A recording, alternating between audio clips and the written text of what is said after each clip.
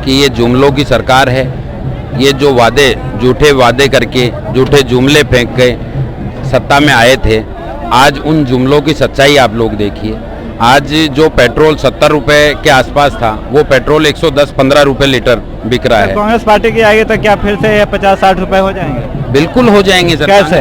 वो जो इन्होंने अननेसेसरी एक्साइज ड्यूटी वगैरह जो लगा रखी है इंटरनेशनल मार्केट में, अगर पर वायरल अगर क्या रेट है इंटरनेशनल मार्केट की, आप रेट देखिए। जो 2013 और 14 में जब वैश्विक मंदी थी, उस टाइम में 115-20 डॉलर प्रति बैरल की रेट चल रही थी क्रूड ऑयल की, जो आज करीब 105 से 10 डॉलर प्रति बैरल चल रही है। तो इंटरनेशनल महंगाई नहीं है। मोदी जी ने एक बार ये बात बोली थी, दुबई के शासक उस बात पे नाराज हुए थे।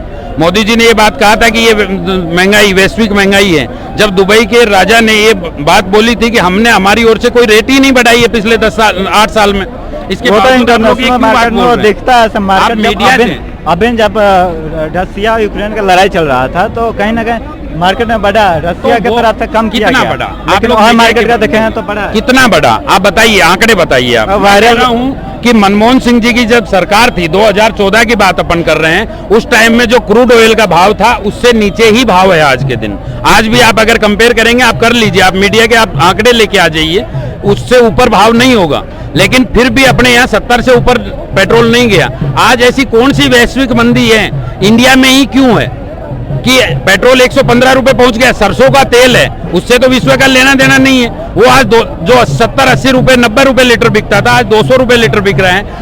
रसोई गैस सिलेंडर है 374 रुपए लास्ट रेट थी, वो आज 1100 रुपए पहुंच गए हैं। ऐसी कौन सी आप राष्ट्रवादी सरकार चला रहे हो? आप देश की प्रॉपर्टी जो है, सरकारी जो संपत्ति बनी हुई थी, जो कांग्रेस ने 70 साल में बनाई, उसको आप बेचने का काम कर रहे हैं। ऐसी कौन सी राष्ट्रवादी सरकार आप चला रहे हैं? आप जनता को जवाब मांगना चाहती है, आपसे जवाब दीजिए। हल्ला बोल के माध्यम से आप क्या बोलना चाहेंगे? देखिए, हल्ला बोल के माध्यम से हम स्पष्ट रूप से कहना चाहेंगे कि देश के अंदर जो महिलाओं को चिंता, उसकी हालत खराब कर दी है। देश का सारा पैसा छीन करके अडानी अंबानी को दे दिया गया है। बैंकों को एनपीए जो है पूरी तरीके से इतना हावी है कि बैंक डंप होने के कगार पर है। आज आप ही अभी कह रहे थे इन भाई से कि क्रूड ऑयल की कीमत बढ़ गई है, कच्चे तेल की कीमत।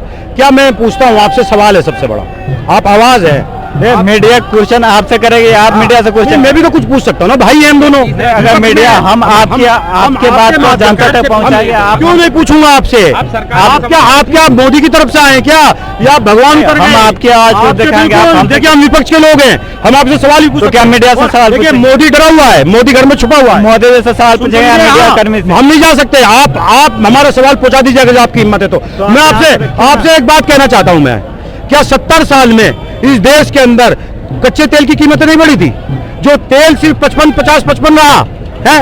और वादा तो इन्होंने ये कहा था, एक इनका नुमाइंदा था रामदेव, 2014 से पहले, जिसकी आंख डिबडिबाती है, उसने जगह जगह मीटिंगें करके ये कहा था, हमारे गाजियाबाद में भी आया था, 35 रुपए लीटर तेल चाहिए नहीं चाहिए। आपकी अदालत में रजत शर्मा के भी आया था, कहा बच्चों 35 रुपए लीटर तेल चाहिए, 100 रुपए लीटर तेल। उन्होंने कहा 35 रुपए लीटर है, तो मोदी को जिताओ। मोदी को जिता दिया, आज 100 रुपए लीटर तेल है। आपको सस्ता मिल रहा होगा, मुझे लगता है, जो सवाल है आपको। देखिए, मीडिया पर आरोप क्यों लगाने लगते हैं? इसलिए लगा रहा हूँ, आज के समय में आप ही लोग एक कमी से आपकी बातें नहीं दिखाई जाती, इसलिए लगा रहा हूँ। आप एक कमी से आपकी बातें नहीं रख लीजिए। शिंदे, मैं आपके ऊपर नहीं कह रहा हूँ, शिंदे जो आरएसएस का प्रचारक था, उसने अभी हलफनामा दिया कोर्ट में, और कोर्ट ने उसको एक्सेप्ट किया। उसने कहा कि हमें बम बनाने की ट्रेनिंग विश्व हिंदू परिषद आरएसएस देता था, और नांदेड़ में 2011-2006 में जो बम फटे, वो हमारे बम बनाते हुए फटे। इसलिए मीडिया उस पर डिबेट नहीं कर रही है। मीडिया महिलाओं के मुद्दे पे, महंगाई पे डिबेट नहीं कर रही है। लगातार कफन के कपड़े पे, सफेद कपड़े पे जीएसटी लगा दी गई, उस पर डिबेट नहीं कर रही है। मीडिया पे आरोप लगा रहा है। सबसे पहली बात, अगर मीडिया आपकी आवाज नहीं उठा रही, तो हल्ला बोल के माध्यम से अगर दिखा रहे हैं, तो सभी मीडिया कर्मी आपके पास आए हैं, तो क्या मीडिया पे आरोप लगाना सही है? मैं आपसे एक बात कहना चाहता हूँ, मैं धन्यवाद करना चाहता हूँ इस देश के यूट्यूब चैनलों का, जो आज सच्चाई दिखा रही है। आवाज चैनल का आपका जो आए हैं आप, उसका धन्यवाद करना चाहता हूं। लेकिन स्ट्रीम मीडिया में बैठे हुए दलाल, अडानी अंबानी का जो नेटवर्क ग्रुप बन चुका है, और जो मोदी की आवाज बोलता है, मोदी के एजेंडे पे चलता है, अंजना ओम कश्यप, चित्रा त्रिपाठी, रूबिका लियाकत, रोमाना निसार खां, सुधीर चौधरी, ये सारे पत्रकार आज एजेंडे पे काम कर रहे हैं, देश का बेड़ा गर्क करने का काम कर रहे हैं। आम किसान की कमर टूट रही है, छोटी छोटी बच्चियों के साथ बलात्कार हो रहा है। एक तरफ गाजियाबाद में 6 साल की बच्ची के साथ बलात्कार किया जाता है और उसकी ब्लीडिंग जब नहीं रुकती उसको गला घोट के मार दिया जाता है, और दूसरी तरफ अंकिता का एजेंडा चलेगा, वहां का एजेंडा नहीं चलेगा। शिंदे जो कहता है हमने बम फोड़ने की ट्रेनिंग जाती, वो एजेंडा नहीं चलेगा। एजेंडा चलेगा हिंदू मुसलमान का। ये मीडिया क्यों नहीं दिखाती है कि जो ताबिज था, जो अमरनाथ यात्रा पे हमला करने जा रहा था, वो गृह मंत्री के पीछे क्यों खड़ा था? ये सवाल मीडिया क्यों नहीं करती है? इसका जवाब कांग्रेस मांगना चाहती है। कांग्रेस से मेरा भी एक क्वेश्चन है सर, एनडीए टीवी को बीजेपी बहिष्कार करती है, वहाँ पर नहीं जाती है क्योंकि आलोचना करते हैं, तो कांग्रेस पार्टी अदर चैनलों क्यों नहीं बहिष्कार करती है? देखिए, हम स्पष्ट कह रहे हैं, बहिष्कार इससे बड़ा क्या होगा? हम चोर बता रहे हैं, हम खरीदे बताना, उनके पास जाना बता रहे हैं। नहीं, आप उनके पास जाकर डिपेंड भी तो कौन हमारे, देखिए सुनिए, हमें अपना बात रखनी पड़ेगी, लेकिन जो एजेंडा हमें दिखता है हमारा चैनल पे नहीं जाता, फिर हमारी कांग्रेस समर्थित किसी नेता को बुला के बिठा लिया।